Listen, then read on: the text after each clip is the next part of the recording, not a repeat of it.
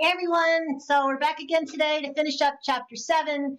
The last thing we're going to be talking about has to do with protein supplements. So we'll start right off with the question, are protein supplements necessary for athletes? And bottom line is, when athletes eat enough calories from food, typically their protein intake is more than enough.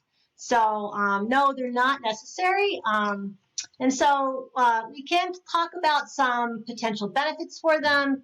In general, though, we want most athletes to concentrate on whole foods and remember that a performance diet is more than just about the protein, that they need antioxidants and fiber and so on. Supplements can be beneficial for athletes with very high calorie needs who are on the go for convenience or who are traveling. That being said, there are qualities to whey and casein protein powders that are especially beneficial, but remember, you can easily get these two proteins in milk. So we're going to focus a lot on whey protein because there's a lot of research about whey protein. It's a very popular protein supplement right now. So let's first just talk a little bit about what whey protein is. Basically, it's a high-quality protein, meaning it's got all 9 essential amino acids. It's naturally found in dairy foods. And we have a number of different types of whey protein on the market. One type is called whey protein isolate. And this type of whey protein contains a higher amount of protein per gram because than the whey protein concentrate, which is another option. Because with whey protein isolate, the lactose has been taken out, which is a carbohydrate, and the fat is removed. Both whey protein isolate and whey protein concentrate have health benefits and are used in foods and powders. But if you're someone that needs a lactose-free diet, you want to go with the whey protein isolate. So I work with a lot of athletes that have lactose intolerance, and so when they ask me about a whey protein, I'm always looking for one that is made strictly from the whey protein isolate. And a good one over here is BiPro Elite. This is NSF certified, and it's a whey protein isolate. There's also hydrolyzed whey protein that you often see added to protein bars or powders. This is created when the protein chains in the whey are broken down into smaller chains of amino acids called peptides. So it's kind of like an easy way to explain it might be pre-digested. And this is used a lot in infant formulas, protein supplements, medical protein supplements, and in sports drinks. So often in protein waters, you might see hydrolyzed whey protein. All right, so here's an example of a protein water. This is made by BiPro. And here's an example of a protein powder, such as whey or casein. So some unique things about whey. Whey protein is rapidly digested and produces a large spike in essential amino acids in your blood after you consume it.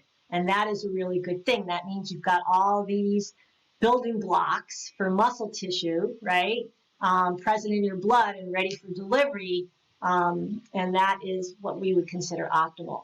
And whey protein, another good thing about it is that it's one of the best sources of branched chain amino acids, which are leucine, isoleucine, and valine. And leucine is unique in that it acts as a nutrient signal to start muscle protein synthesis. So it is a lot about the leucine these days.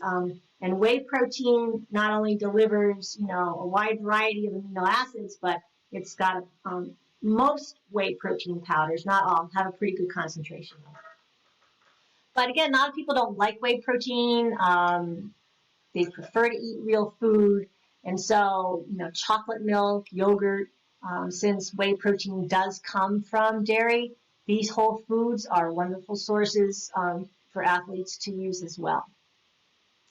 All right, so a little bit more about leucine. This is, if you were to draw out the amino acid, this is what it looks like. In regards to most of the amino acids that you eat, they first have to go to the liver to be metabolized and then to the muscle tissue.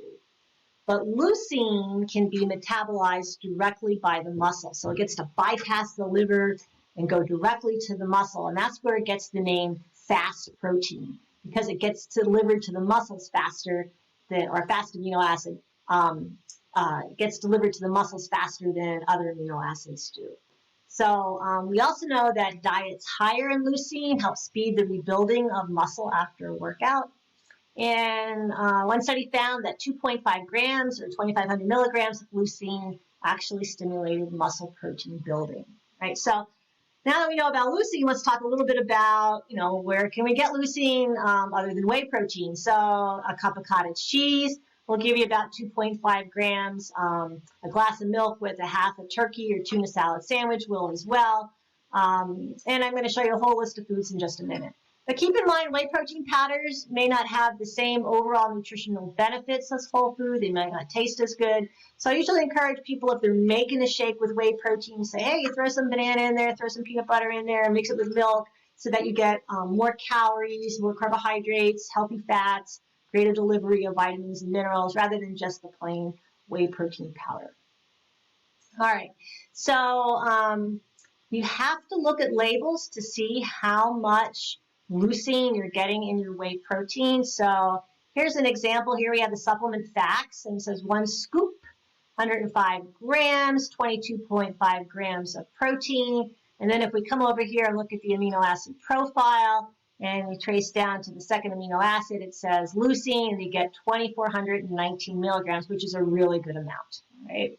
So look for, if you're going to use a whey protein supplement, that gives you close to 2,500 or 2.5 grams per serving of leucine.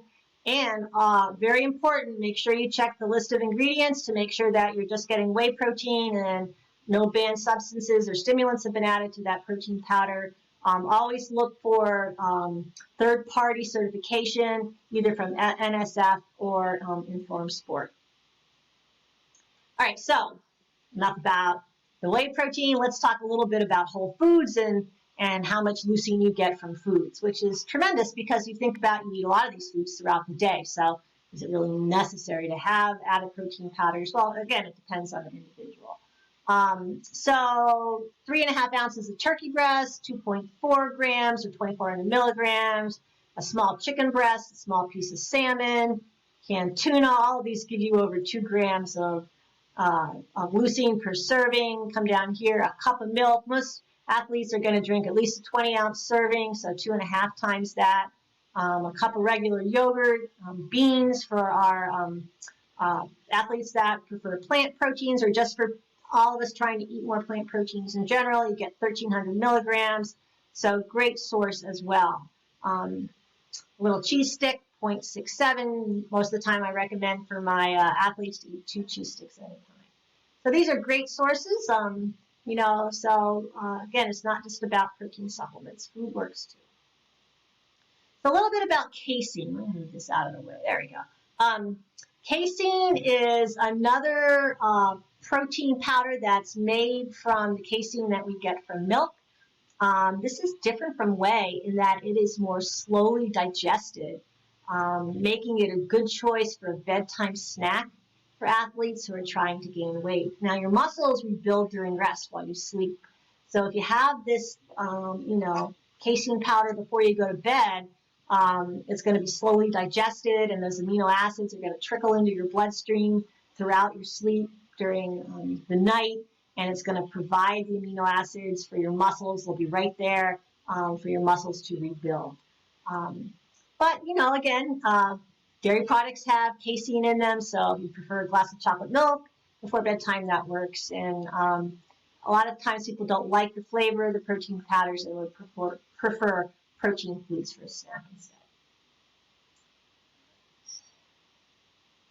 And then I did want to talk a little bit about some plant-based protein powders because we have lots of vegetarian athletes or people who are trying to go more plant-based these days. So pea protein is sort of like, well, I can't even call it the new kid on the block because it's been around for the last few years and very popular. It's often made from yellow split peas. You want to make sure if you're buying a plant-based protein powder that you check the label for the biological value to make sure that all 9 essential amino acids are there and that it has a good concentration of leucine. Okay. Pea protein is good for athletes with allergies to soy and milk. It's great for vegetarian athletes to help them get increased protein. And this is a really good brand. Orgain's an organic product, and it has a really good nutrition profile to it.